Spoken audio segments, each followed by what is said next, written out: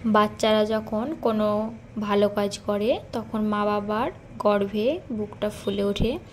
ঠিক তেমনই বাচ্চারা যখন খারাপ কোনো কাজ করে তখন মা বাবার মাথাটা ততটাই নিচু হয়ে যায়। এবং অনেক সময় মা বাবার ভুলের কারণেই বাচ্চারা খারাপ পথে চলে যায়, খারাপ দিক বেছে নেয়।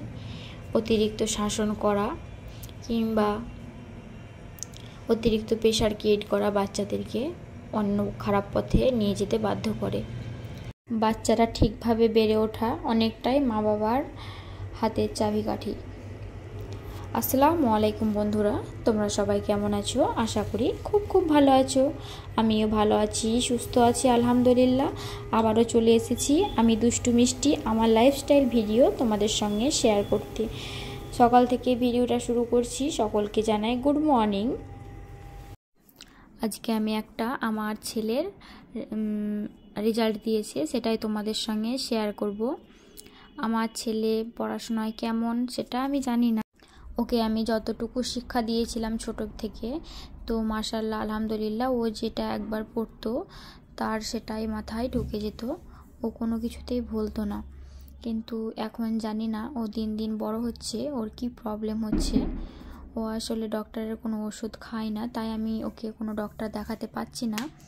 তো ও পড়াশোনা করে কিন্তু অনেক সময় ভুলে যায় পড়াগুলো, মানে পড়েছে কিছুটা 2-3 দিন কালচার না থাকলে সেটা আবার ভুলতে শুরু করছে। ও মানে পুরোপুরি ভুলছে না, তবে একটু ভুলে যাচ্ছে। এটাই আমার ছেলের একটা প্রবলেম হয়ে দাঁড়িয়েছে।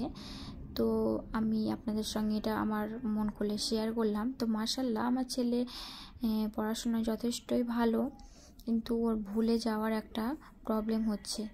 তো আজকে ওর রেজাল্ট, আজকে না আগের দিন রেজাল্ট দিয়েছিল, তো সেটা আমাকে ও শেয়ার করেছে। তো আগের বছরের তুলনায় এখন আরও একটু খারাপ হয়েছে রেজাল্টটা।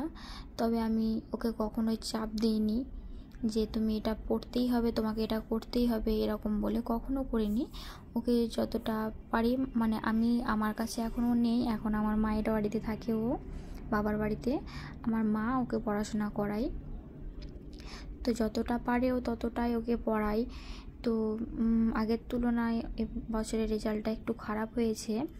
তো আমি ওকে বকিনি, আমি ওকে একটা কথাই বললাম যে তোমাকে তো অনেক কষ্ট করে আমি বড় করছি, তুমি তো সব আমার সুবিধা অসুবিধাগুলো বোঝো, তোমাকে পড়াশোনা করতে হবে। ওকে এরকমভাবে বোঝালাম এবং ওকে অনেক কিছুই বোঝালাম, খেলাধুলো করার মানে, পড়াশোনা করার মানে, এবং এই বয়সে যদি মোবাইল দেখে কিংবা ফাঁকি দেয় সব কিছুর মানে ওকে আমি একটু বোঝালাম। তো ছেলেটা আমার বুঝে গেছে, আশা করি মানে বুঝে গেছে।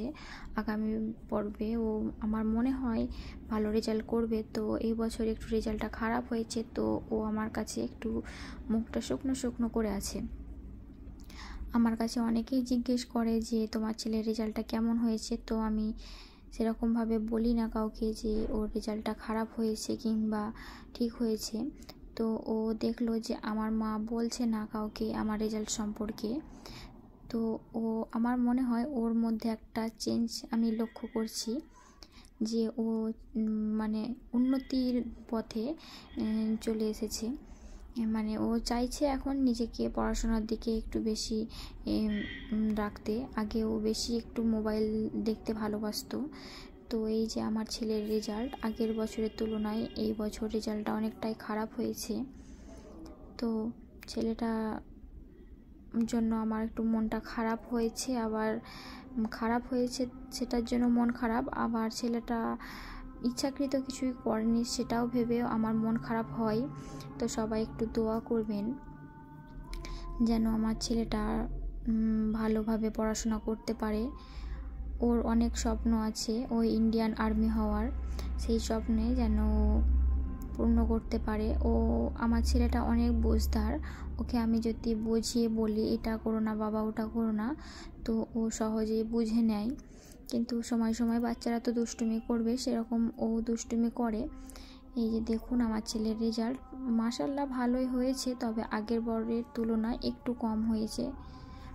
তো ওকে আমি বুঝিয়েছি ইনশাআল্লাহ আগামী বছর ও ভালো করার চেষ্টা করবে আশা করি। এই বছর র্যাঙ্কে ও অনেকটাই দূরে চলে গেছে। আগের বছর 4th হয়েছিল, তো ওর জন্য আমার আমি আশা করিনি যে ও। আপনারা সবাই আমার ছেলের জন্য দোয়া করবেন যেন ও আগামী বছর এর থেকেও ভালো রেজাল্ট করে। তো যা হলো, এবার ভিডিওর মূল পর্যায়ে চলে আসি। আজকে দুপুরের রান্নাবাড়া দেখলেন, খাওয়া দাওয়া। তো মেয়ে বলছে আজকে আর দুপুরেও ভাত খাবে না, তো ওর জন্য একটু নুডলস করে দিচ্ছিলাম। তো ওকে আমি এটা তৈরি করে খাইয়ে দিলাম। আর আমি একটু কেক খেলাম বিকেলের দিকে। এতে কেক নিয়ে এসেছিলাম বড়দিনে, তো সেই কেকটাই ছিল অনেকটা পরিমাণে, তো সেটা একটু খেয়ে নিলাম।